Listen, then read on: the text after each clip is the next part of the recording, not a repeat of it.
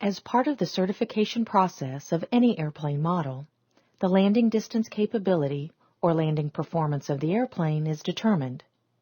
The landing distance itself is defined as the distance required over the ground from an altitude of 50 feet to a full stop on the runway. For distance determination purposes, the 50-foot point is defined to occur over the end of the runway, so the touchdown point will necessarily be further down the runway. Dedicated flight testing is performed to determine the actual landing distances for a range of airplane weights, up to the maximum allowed landing weight. A heavier weight requires higher approach and landing speeds and consequently a longer runway.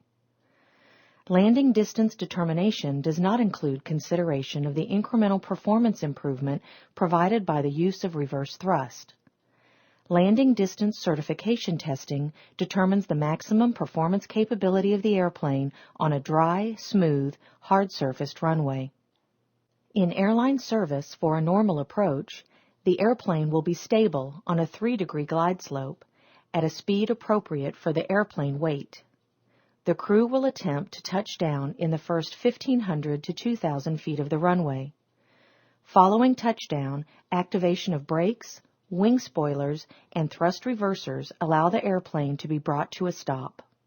Available runways do not generally require that the maximum performance capabilities of the airplane be exercised on most landings. However, to avoid excessive distance requirements, regulations require that operational distances are not longer than 167% of the established actual landing distance. This is referred to as the factored landing distance.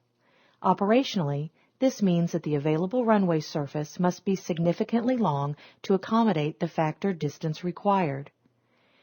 Airplane dispatch requirements must ensure that the destination runway is long enough to allow the airplane to land and come to a full stop on the available runway surface within this factored distance. If the runway is wet, an additional factor of 15% of the required runway length increases the runway surface that must be available for landing. In other words, a wet runway needs to be 15% longer than a dry runway.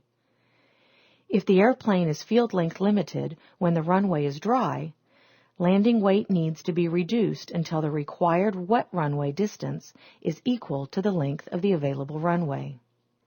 If for any reason a flight crew decides that a landing cannot be accomplished, such as reaching minimum approach altitudes and not visually acquiring the runway, or sighting an obstacle on the runway, then the crew is trained to, and in some cases required to, accomplish a go-round.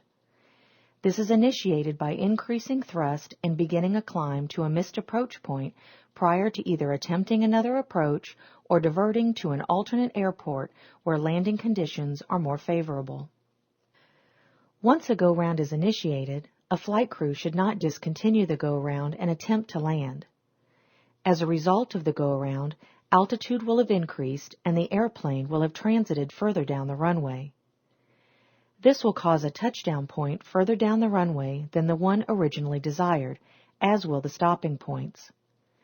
It is highly probable that, from a new touchdown point, the field length requirements will exceed the length of runway remaining.